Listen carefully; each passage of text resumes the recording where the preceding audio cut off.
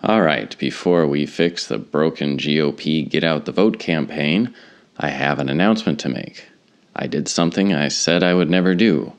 I am now on Twitter.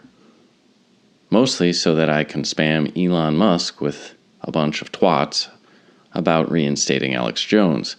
And, of course, I want to put up my long-form videos, which I can link there. Apparently, I never realized that can be done. I can be found at HeavyRain WA. WA like Washington. Now, maybe I'll even follow some really interesting conservative thought leaders. Who knows? However, I haven't quite located where the drone strike button is, so I'm still working out some kinks. Maybe it will be useful, maybe it won't, who knows. So as you well know, and as we've discussed before, the GOP massively underperformed expectations in the latest election, yet again, begging the question, how do you counter the free shit army? Because you have to admire what Joe Biden did. He went out and he told a bunch of college kids, hey, you know all that student debt you have?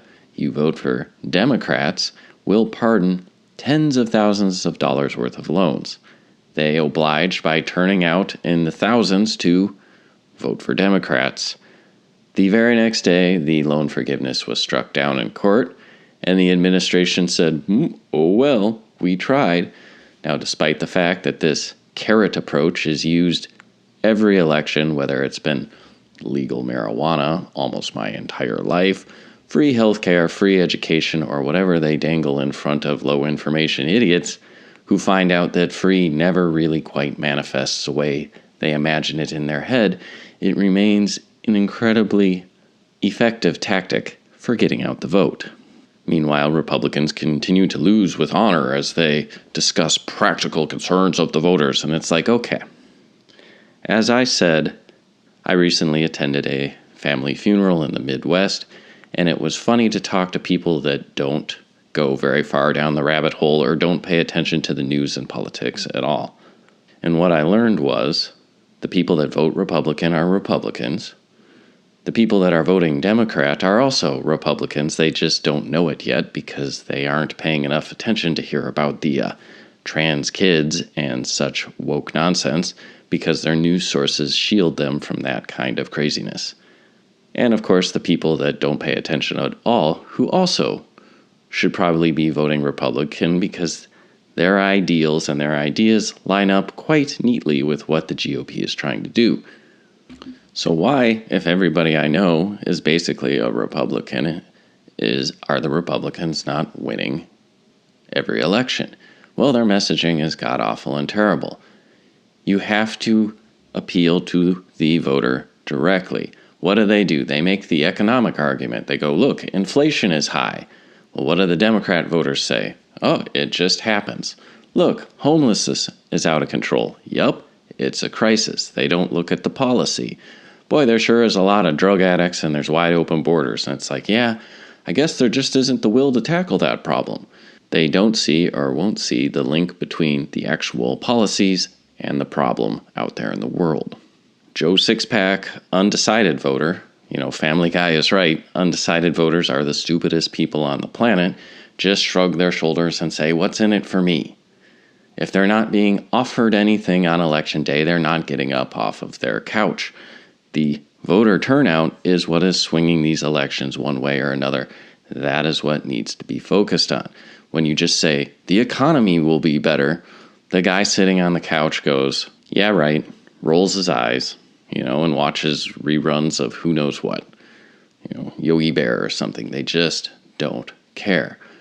So you can make that economic argument, right? But you've got to counter the free shit that's being constantly dangled in front of people, even if they're wise enough and old enough to know that it's not true.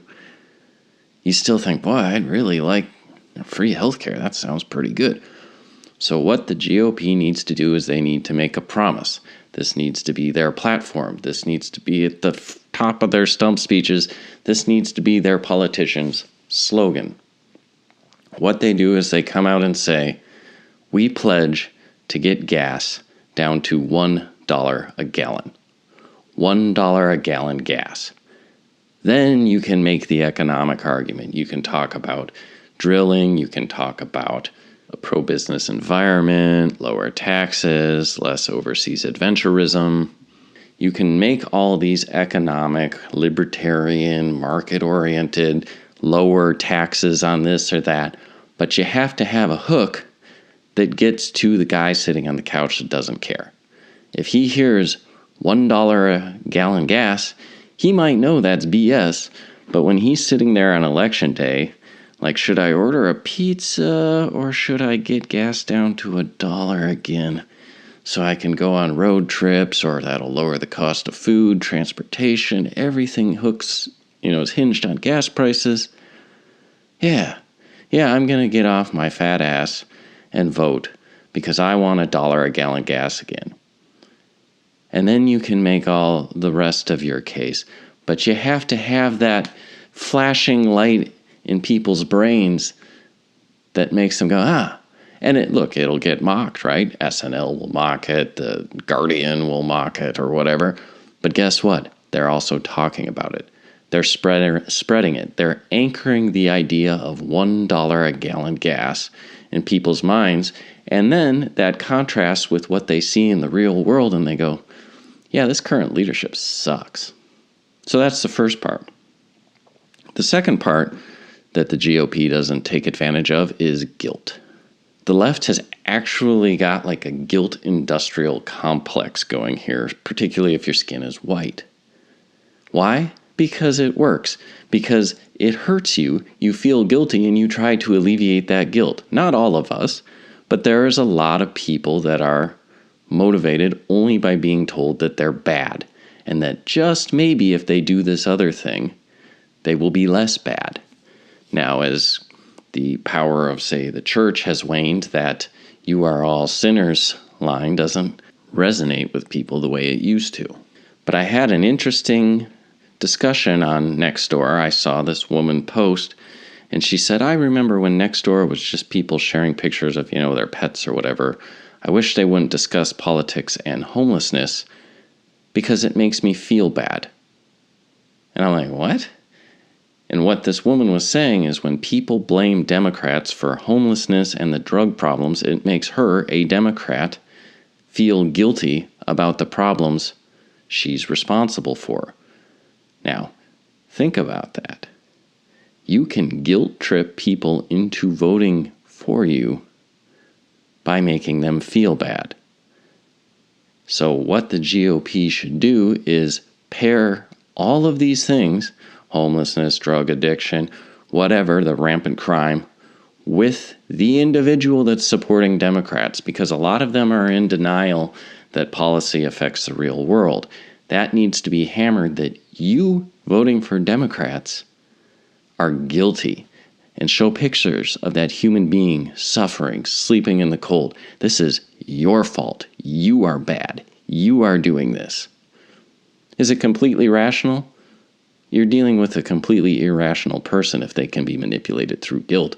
Nevertheless, it is a very effective strategy that should be employed.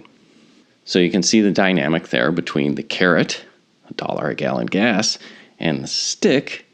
You're guilty because you're making people sleep on the streets and be addicted to drugs because you're too much of a wuss to enforce the law. Carrot, stick. Now the final component of this is a redemption arc. Now the trick with redemption arcs is you never quite let people off the guilt hook.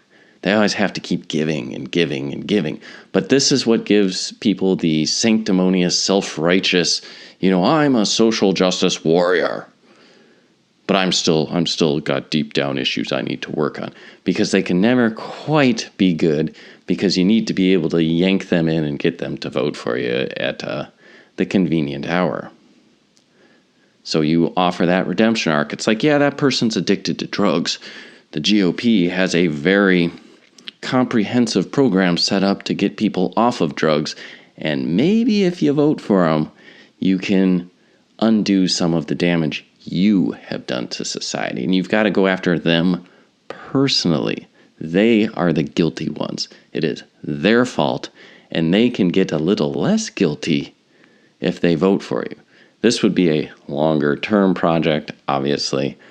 And, you do it because sometimes that's the only way people work. Like if you've ever had coworkers, I have certain coworkers, they don't do squat all day long, for weeks on end sometimes. And the only way to get them off their fat asses is to make them feel guilty. And then they'll get up and do stuff. It's the weirdest thing. Some people are only motivated by guilt. And then you have that little redemption carrot dangling out there that you never quite give them. Is it emotionally manipulative?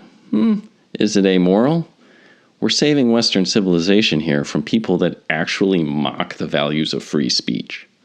Should they feel guilty for supporting people that would replace the greatest republic that ever existed on the face of the earth with an authoritarian, centralized global hegemony?